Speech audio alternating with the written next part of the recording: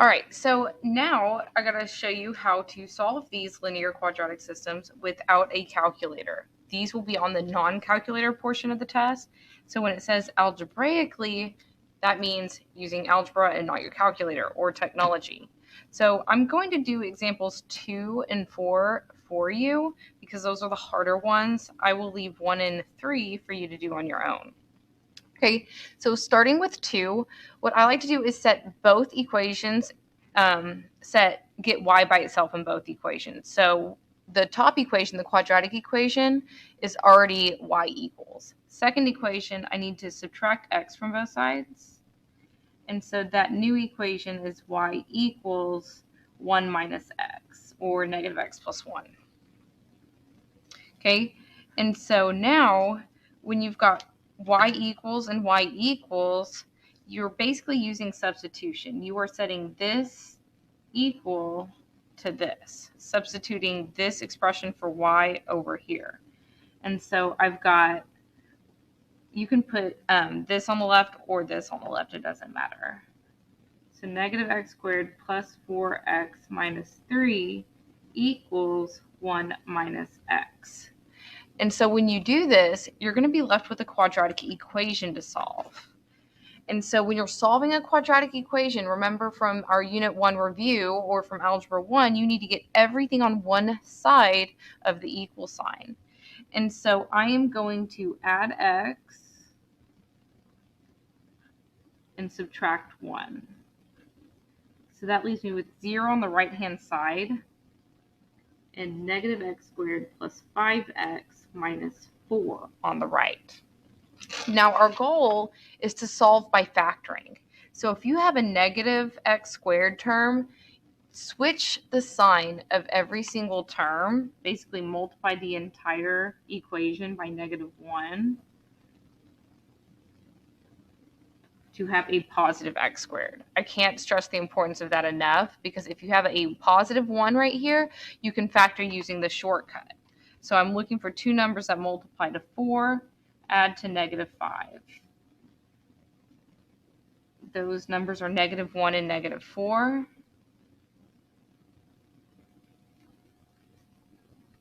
And so my x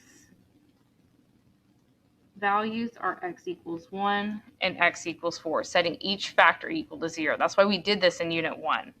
You are not done.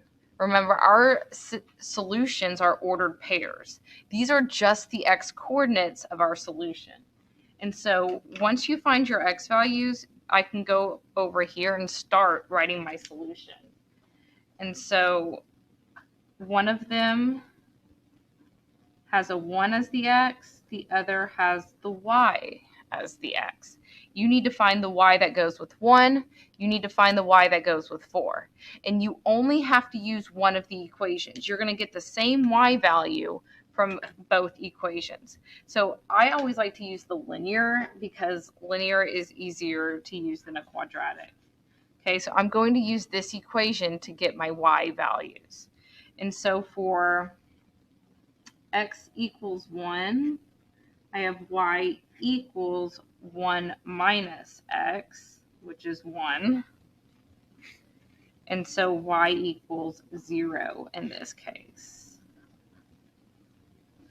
Okay, for x equals 4, the x equals 4 case, I have y equals 1 minus 4, which is negative 3. And so my solutions are 1, 0, and 4, negative 3. And so if I were to have used the quadratic to get my y values, I'd get these same values. And I'll show you just for good measure that you will get the same answer either way, because a lot of students ask me like, well, how did you choose that one, or does it matter? And it doesn't matter. Okay, and so I have x equals 1 and I have x equals 4. If I plug them into the quadratic equation, I would have y equals negative x squared plus 4x minus 3. and we're plugging in x equals 1. And so 1 squared is 1, keep that negative,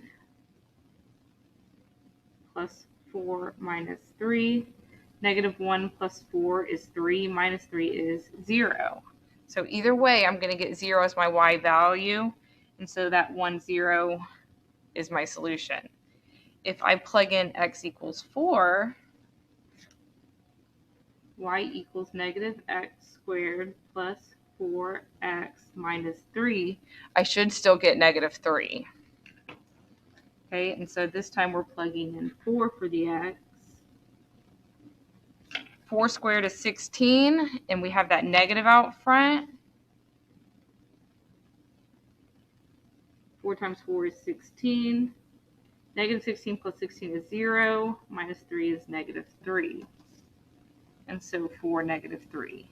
And so you can use either the linear equation or the quadratic equation to get these y values. You're going to get the same answer.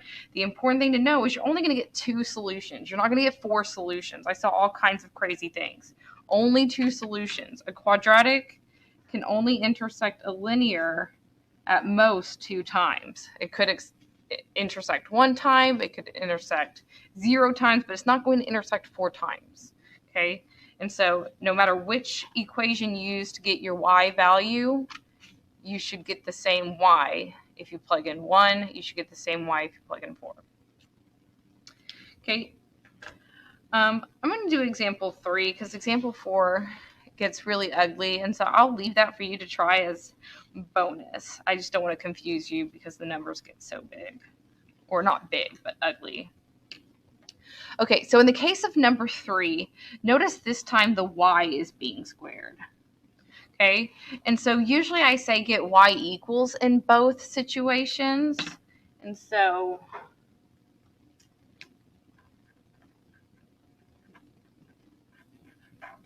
that was the strategy here, get y equals for both. Sorry, that's dried out. Okay, that is not going to be the strategy for here because the y is being squared. And so if the y is being squared, you're going to get x equals for both.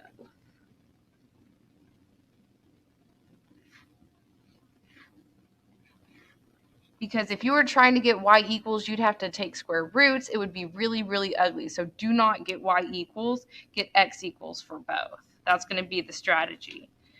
And so if we get x equals for both, we can still set the equations equal to each other. Our variable will just be y. And so equation 1 is done. For equation 2, I need to get x equals, so I'm going to subtract y from both sides.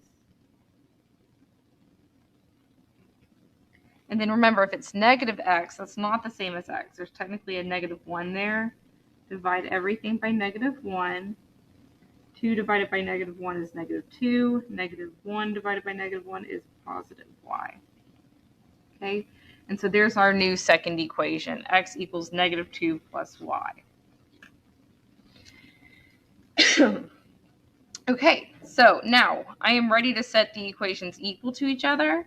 So I'm going to set this side, y squared minus 7y plus 13, equal to this, basically substituting the x with this expression.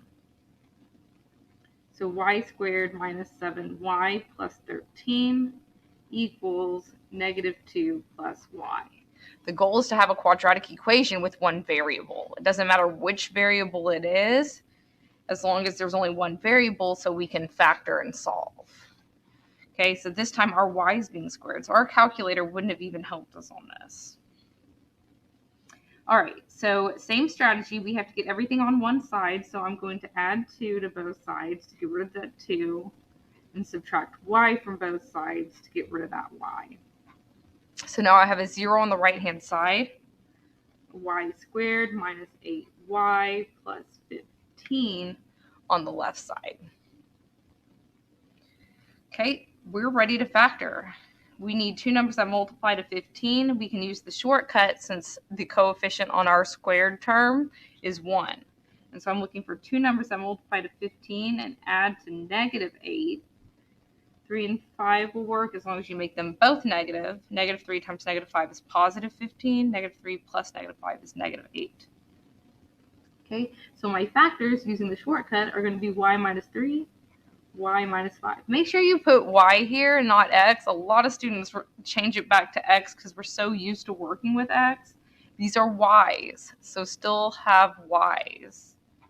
And so now when I set each factor equal to 0 and solve, I get y equals 3 and y equals 5. Okay, those are just the y coordinates of my solution. And so I'm going to go ahead and start writing my solutions so I don't mess this up. Okay, and so my solutions are going to be two ordered pairs. And in one case, 3 is the y value. In the other case, 5 is the y value. Notice I put them in the y spot. Don't flip your coordinates. Okay, and so after I have the y values, I can go back and get the x values. And again, I'm going to use the linear equation because I don't like working with quadratics. You could choose either equation. I'm going with linear. Okay, and so I know, where's my, lost my, oh, there we go. I'm going to use purple. Okay, so I have, for y equals 3, I have x equals negative 2 plus y. X equals negative 2 plus y. And so we're plugging in 3. Negative 2 plus 3 is positive 1. And so when I use y3, I get x1. Okay, when I use 5, x equals negative 2 plus y using this equation. Negative 2 plus 5 is positive 3. And so those are my two solutions. And you can plug both points back into the original system and see that they satisfy both equations.